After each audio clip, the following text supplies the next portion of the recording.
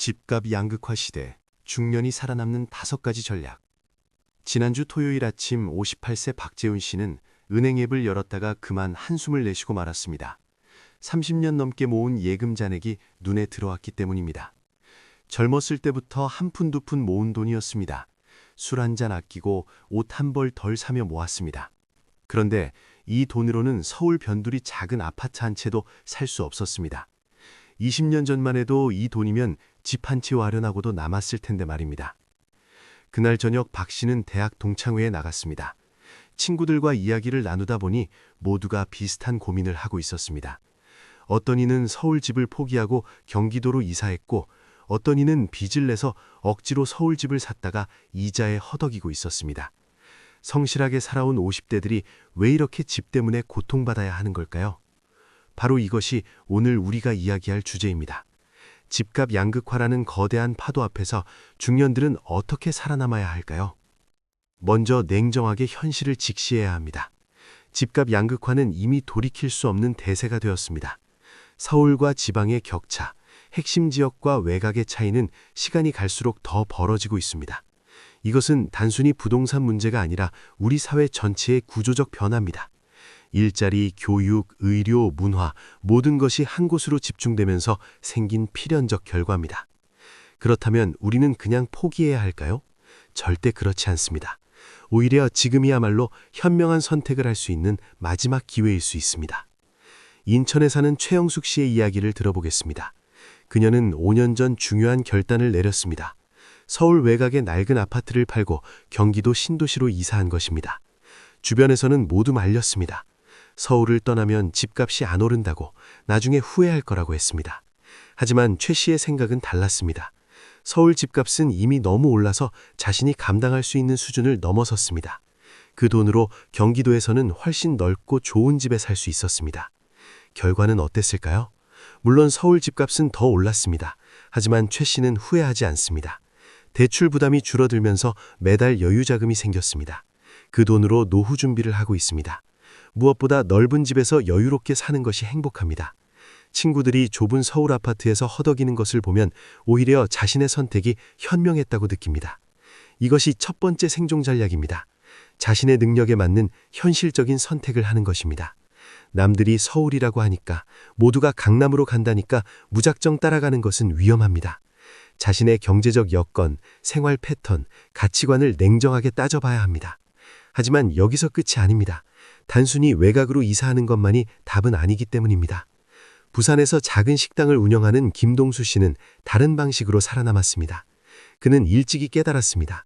집값 상승으로 부자가 되는 시대는 끝났다는 것을 말입니다. 대신 그는 꾸준한 현금 흐름을 만드는 데 집중했습니다. 식당 일이 끝나면 저녁에는 배달 아르바이트를 했습니다. 주말에는 온라인으로 작은 사업도 시작했습니다. 처음에는 힘들었습니다. 50이 넘은 나이에 이것저것 배우는 것이 쉽지 않았습니다. 하지만 포기하지 않았습니다. 그렇게 10년을 버텼습니다. 지금 김 씨는 여러 개의 수입원을 가지고 있습니다. 식당 수입, 배달 수입, 온라인 사업 수입이 들어옵니다. 집값은 별로 오르지 않았지만 생활은 안정적입니다. 이것이 두 번째 전략입니다. 집값 상승에만 의존하지 말고 다양한 수입원을 만드는 것입니다. 특히 우리 중년 세대는 은퇴가 멀지 않았습니다. 집값이 아무리 올라도 현금 수입이 없으면 노후가 불안합니다. 오히려 매달 꾸준히 들어오는 수입이 더 중요할 수 있습니다. 그런데 이런 이야기를 하면 많은 분들이 반문합니다. 그래도 서울에 집 한 채쯤은 있어야 하는 거 아니냐고 말입니다. 자녀들 생각하면 서울을 포기할 수 없다고 합니다. 정말 그럴까요? 대전에 사는 이정희 씨의 경험은 시사하는 바가 큽니다. 그녀에게는 대학생 자녀가 둘 있습니다.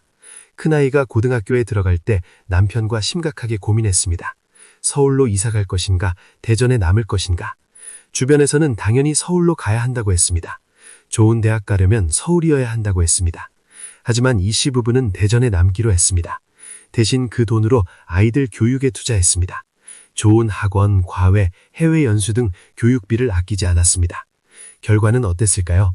큰아이는 서울 명문대에 합격했고 작은아이도 좋은 성적으로 대학에 진학했습니다. 이 씨는 말합니다. 중요한 것은 어디에 사느냐가 아니라 무엇을 해주느냐라고 말입니다. 서울의 비싼 집에 살면서 교육비를 제대로 못 쓰는 것보다 지방에 살면서 교육에 투자하는 것이 더 낫다고 생각했습니다. 그리고 그 판단이 옳았습니다. 이것이 세 번째 전략입니다. 집이라는 고정자산보다 교육이나 경험 같은 무형자산에 투자하는 것입니다. 특히 자녀가 있는 가정의 경우 더욱 중요합니다. 비싼 서울집을 억지로 사느라 정작 자녀 교육에 쓸 돈이 부족하다면 본말이 전도된 것입니다. 하지만 여전히 마음 한구석이 불안한 분들이 계실 겁니다. 그래도 집값이 계속 오르면 어떡하나, 나만 뒤처지는 건 아닌가 하는 걱정 말입니다. 서울 외곽에 사는 안철수 씨도 그런 불안에 시달렸습니다. 친구들이 집값 올랐다는 이야기를 할 때마다 마음이 불편했습니다. 자신만 손해보는 것 같았습니다. 그래서 5년 전 무리해서 강남 작은 오피스텔 하나를 샀습니다. 대출을 많이 받았습니다. 이자 부담이 컸습니다. 집값이 오르면 괜찮을 거라고 생각했습니다. 그런데 예상과 달리 집값이 정체되었습니다. 매달 이자만 100만 원이 넘게 나갔습니다. 생활비가 빠듯해졌습니다. 급기야 건강까지 나빠졌습니다. 스트레스 때문이었습니다. 결국 안 씨는 오피스텔을 팔았습니다. 다행히 큰 손해는 보지 않았지만 그동안 낸 이자와 세금을 생각하면 손실이었습니다. 지금 안 씨는 후회합니다. 괜히 남과 비교하고 조바심 내서 무리한 투자를 한 것을 말입니다. 자신의 형편에 맞게 꾸준히 저축하고 안정적으로 살았으면 더 좋았을 거라고 생각합니다. 이것이 네 번째 전략입니다. 남과 비교하지 않고 자신만의 페이스를 유지하는 것입니다. 집값 양극화 시대에 가장 위험한 것은 조급함입니다. 남들이 번다고 해서 무리하게 따라하다가는 오히려 큰 손실을 볼 수 있습니다. 특히 우리 중년 세대는 실패를 만회할 시간이 많지 않습니다. 신중하고 보수적인 접근이 필요합니다. 그렇다면 마지막 전략은 무엇일까요? 가장 중요하면서도 가장 어려운 것입니다. 바로 가치관의 전환입니다. 제주도로 귀철한 박순덕 씨의 이야기를 들어보겠습니다. 그녀는 서울에서 30년 넘게 직장 생활을 했습니다. 열심히 일해서 강북에 작은 아파트를 마련했습니다. 하지만 늘 불만이었습니다. 왜 자신은 강남에 살지 못하는지, 왜 집이 이렇게 작은지 늘 불평했습니다. 그러다 55세에 조기 퇴직을 했습니다. 실애에 빠져 있을 때 남편이 제안했습니다. 제주도로 가자고 말입니다. 처음에는 반대했습니다. 서울 집을 팔고 제주도로 간다는 것이 말이 되나 싶었습니다. 하지만 남편의 설득에 결국 결심했습니다. 제주도 생활은 예상 밖이었습니다. 서울 아파트를 팔아 제주도에 작은 주택을 샀는데 정원까지 딸려 있었습니다. 매일 아침 바다를 보며 산책합니다. 텃밭에서 채소를 키웁니다. 이웃들과 정겹게 인사를 나눕니다. 생활비도 서울의 절반도 안 듭니다. 박 씨는 말합니다. 서울에서는 늘 남과 비교하며 불행했다고 말입니다. 더 큰 집, 더 좋은 차, 더 비싼 옷만 쫓아다녔다고 합니다. 하지만 제주도에서는 그런 것들이 중요하지 않습니다. 오히려 여유로운 시간, 깨끗한 공기, 평화로운 마음이 더 소중합니다. 이것이 다섯 번째이자 마지막 전략입니다. 집값이 아니라 삶의 길을 기준으로 생각하는 것입니다. 비싼 집에 살면서 불행한 것보다 작은 집에 살면서 행복한 것이 낫습니다. 재산이 많아도 건강을 잃으면 무슨 소용입니까? 집값이 올라도 가족이 불화하면 무슨 의미가 있습니까? 물론 이것이 쉬운 일은 아닙니다. 우리는 평생 물질적 성공을 추구하며 살아왔습니다. 좋은 집, 좋은 차가 성공의 상징이었습니다. 이런 가치관을 하루아침에 바꾸기는 어렵습니다. 하지만 생각해 보십시오. 우리에게 남은 시간이 얼마나 될까요? 이제 50대 후반 60대입니다. 앞으로 20년, 30년을 더 산다고 해도 그리 길지 않습니다. 이 귀한 시간 집값 걱정하며 스트레스 받으며 보내야 할까요? 경남 작은 도시에 사는 정미숙 씨는 깨달았습니다. 60세 생일을 맞이하면서 문득 생각했습니다. 내가 정말 원하는 삶이 무엇인가 하고 말입니다. 서울 강남 아파트가 꿈이었지만 그것이 진정 자신을 행복하게 할까 의문이 들었습니다. 그래서 정 씨는 과감하게 삶의 방향을 바꿨습니다. 집값 올리기 경쟁에서 내려왔습니다. 대신 지금 가진 것에 감사하며 살기로 했습니다. 작은 집이지만 정성껏 꾸몄습니다.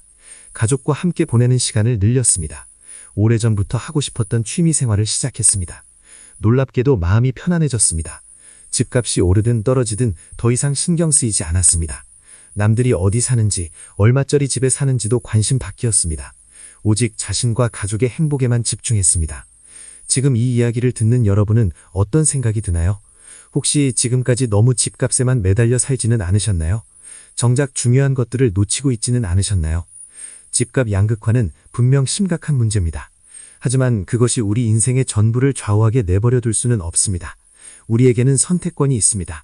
어떻게 살 것인가를 결정할 수 있습니다. 현실적인 선택을 하고 다양한 수입원을 만들고 무형자산에 투자하고 자신만의 페이스를 유지하고 무엇보다 가치본을 전환하는 것. 이 5가지 전략이 집값 양극화 시대를 살아가는 우리 중년들의 지혜로운 생존법입니다. 기억하십시오. 가장 비싼 집에 사는 사람이 가장 행복한 사람은 아닙니다. 자신의 삶에 만족하며 평화롭게 사는 사람이 진정한 승리자입니다. 앞으로 남은 인생 집값 걱정에 시달리지 말고 진정으로 가치 있는 것들에 집중하시기 바랍니다. 오늘 이 영상이 여러분께 작은 위로와 용기가 되었기를 바랍니다. 이 채널은 앞으로도 우리 중년의 현실적인 고민들을 함께 나누고 해법을 찾아가겠습니다. 여러분의 구독과 좋아요는 더 좋은 컨텐츠를 만드는 큰 힘이 됩니다. 다음에도 유익한 이야기로 찾아뵙겠습니다. 감사합니다.